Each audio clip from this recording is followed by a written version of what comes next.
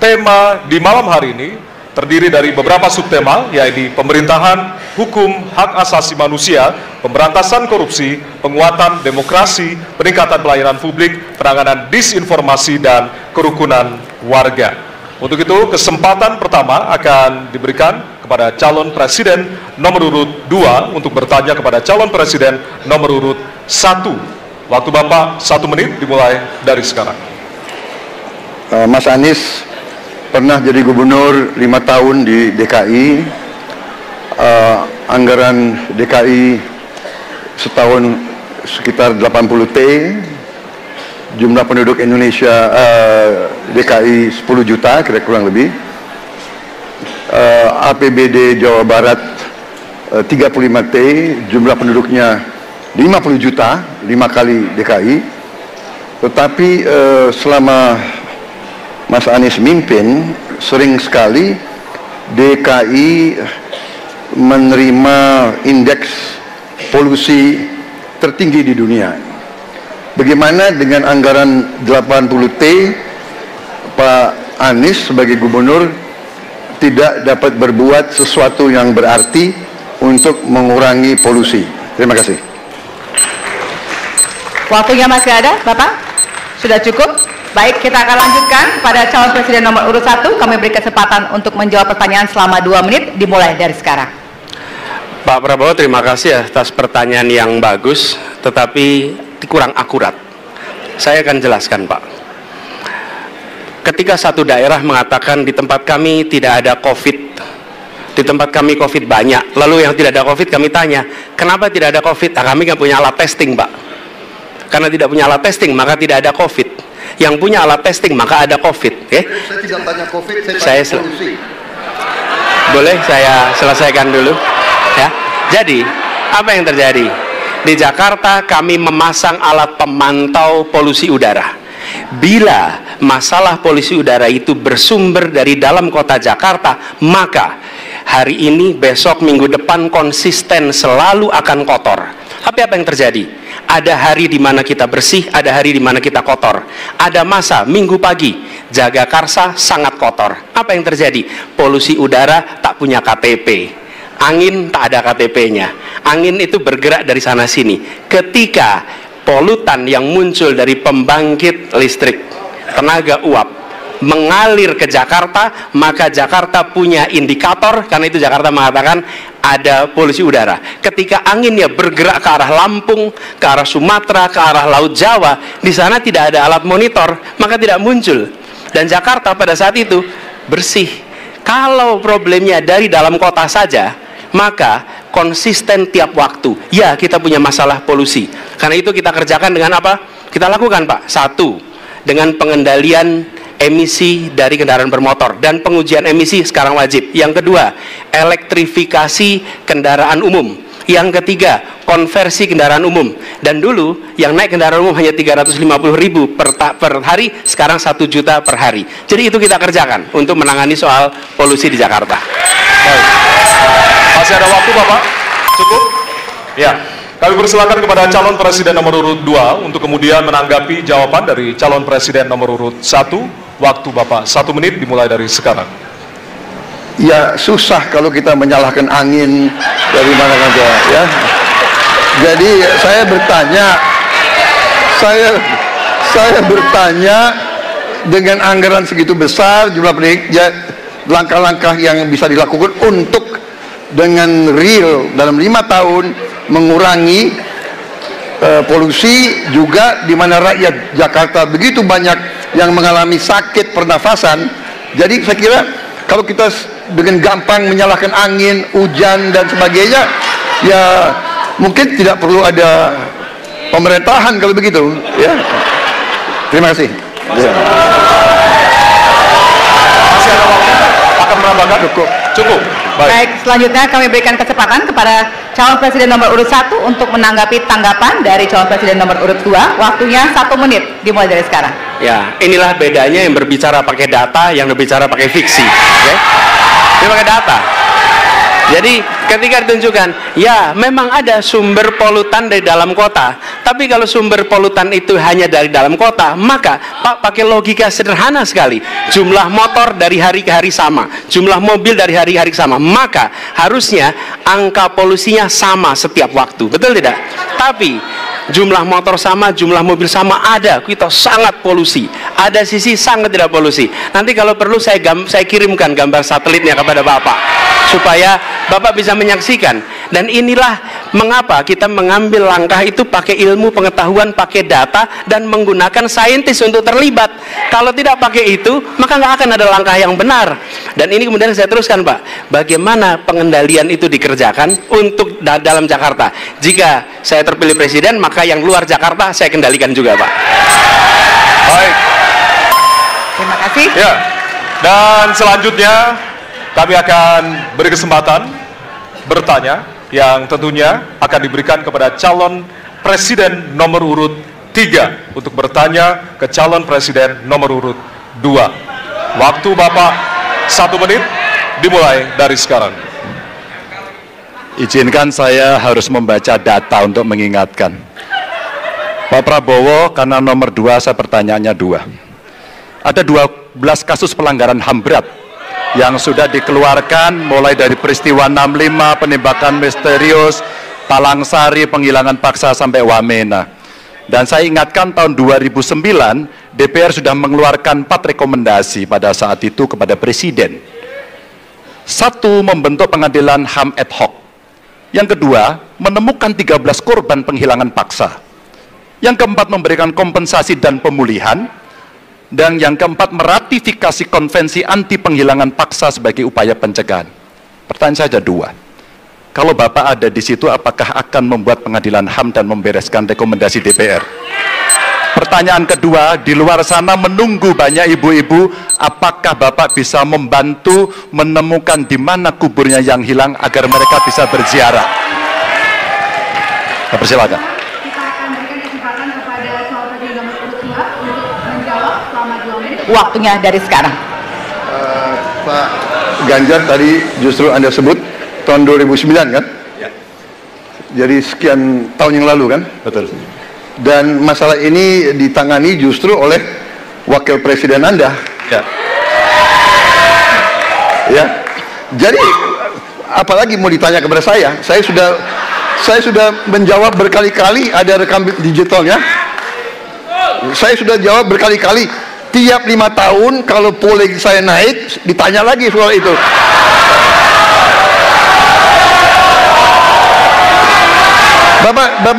Bapak tahu data nggak? Bapak tanya ke Kapolda, tahun ini berapa orang hilang di DKI? Tahun ini, ya, ada mayat yang diketemukan baru beberapa hari yang lalu dan sebagainya. Come on, Mas Ganjar.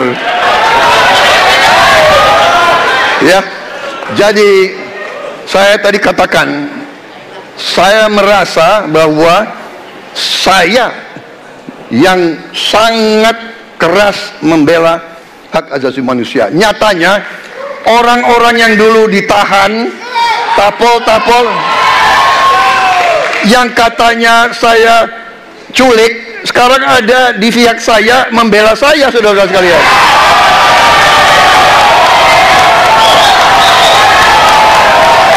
Jadi masalah HAM jangan dipolitisasi, Mas Ganjar, ya. Menurut saya, ya. Saya kira begitu jawaban saya. Masih ada waktu, Bapak? Kedua, Pak. Akan menambahkan? Cukup. Cukup, baik. Dan selanjutnya kami persilakan kepada calon presiden nomor urut 3 untuk menanggapi jawaban dari calon presiden nomor urut 2. Waktu Bapak 1 menit, dimulai dari sekarang. Prabowo ini punya ketegasan yang luar biasa.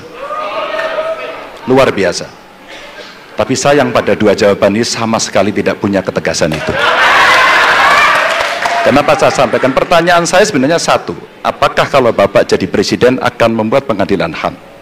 Pertanyaan nomor kedua, apakah Bapak bisa menemukan, menunjukkan, membantu pada keluarga agar kemudian mereka bisa berziarah?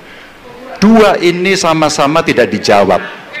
Maka kalau kemudian saya boleh meminta, Kalau saya jadi presiden, Pak, saya akan bereskan ini, Pak, agar kemudian dalam kontestasi pilpres berikutnya ini tidak akan muncul lagi, karena presidennya tegas menuntaskan pekerjaan itu pada eranya. Terima kasih. Waktunya masih ada, Bapak? Cukup. Cukup. Baik, kita berikan kesempatan kepada calon presiden nomor urut 2 untuk menanggapi tanggapan dari calon presiden nomor urut 3. Waktunya 1 menit dari sekarang. Loh, kok dibilang saya tidak tegas? Saya tegas akan menegakkan hak asasi manusia. Masalah yang Bapak tanyakan agak tendensius. Kenapa yang 13 orang hilang pada saat itu ditanya kepada saya? Itu tendensius, Pak Ganjar, ya. Itu tendensius. Dan wakil Bapak yang mengurus ini selama ini. Jadi kalau memang keputusannya mengadakan pengadilan HAM, ya kita adakan pengadilan HAM. Tidak ada masalah. Ya. Sudah, Pak? Masih ada waktunya, Pak? Sudah cukup, Ya. Pak Prabowo? Namanya usaha. Terima kasih. Sudah cukup? Baik. Oke. Ya. Dan Harap selanjutnya tenang. kita akan menuju ke pertanyaan, dan kali ini kesempatan bertanya akan diberikan kepada calon presiden nomor urut 1 untuk kemudian bertanya kepada calon presiden nomor urut 3. Waktu Bapak 1 menit dimulai dari sekarang. Ada 2 peristiwa yang menarik perhatian dan perlu kita bahas di sini. Oke. Peristiwa Kanjuruhan dan peristiwa kilometer 50. Di situ proses hukum sudah dijalankan, tetapi rasa keadilan masih belum muncul. Pada saat ini kita menyaksikan masih banyak pertanyaan, bahkan keluarga-keluarga korban masih mempertanyakan. Karena itu saya ingin bertanya kepada Pak Ganjar. Saya posisinya adalah ini harus dituntaskan.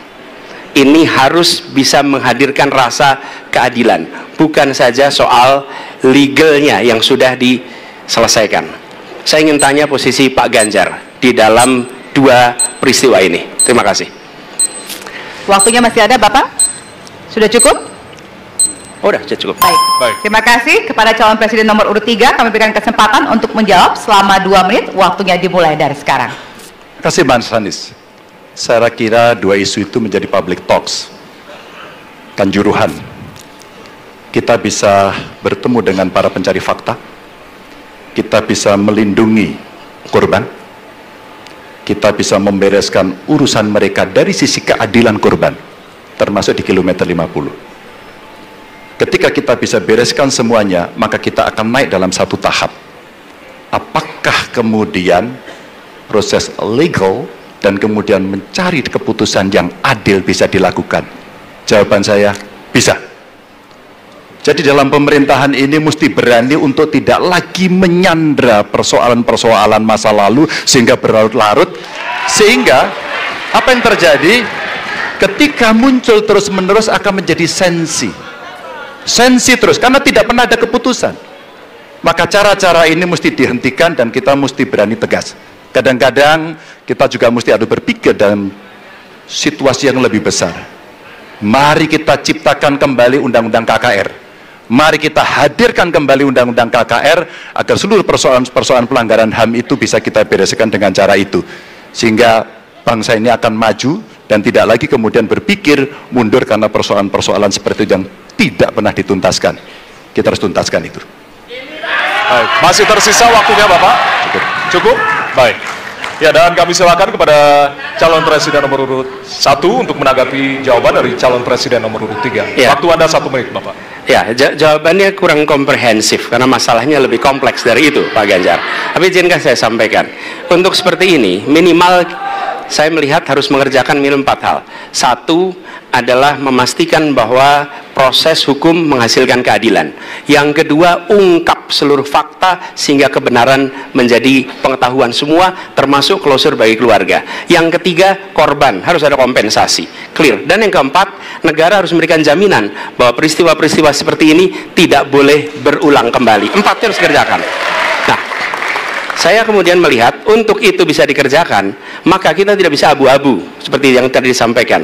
Saya melihat kalau begitu 4 ini harus dilakukan, berarti yang pertama mungkin kita harus melakukan investigasi ulang, melakukan review. Kita harus menyelamatkan institusi, memastikan bahwa institusi itu selamat.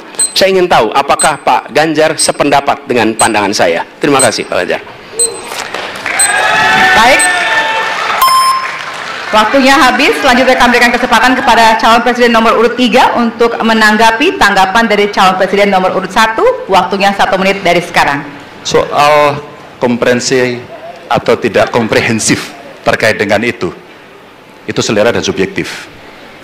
Dari 4 hal tadi itu, saya kira hampir semua pelindungan korban dilakukan. Saya sampaikan pencari fakta sudah pernah ada. Kalau kemudian tidak terjadi, tidak boleh terjadi lagi, saya kira itu value yang mesti dicontohkan. Kita kerjakan semuanya. Saya orang yang tidak pernah abu-abu, hitam putih, sat-sat. Kami tidak pernah ragu-ragu, kami tidak pernah abu-abu, maka kami pun tadi mengklarifikasi pertanyaan kepada pasangan calon nomor 2, karena kami bukan orang yang menunda pekerjaan, menggantung pekerjaan untuk kemudian menjadi komoditas. Saya selesaikan itu. Masih ada waktunya Bapak? Akan cukup. Baik. Ya, dan kita berikan apresiasi kepada 3 calon presiden yang tadi sudah berdebat dan saling bertanya di kesempatan malam hari ini, Pak. Ya, selanjutnya kami persilakan kepada bapak-bapak untuk kembali ke tempat duduk.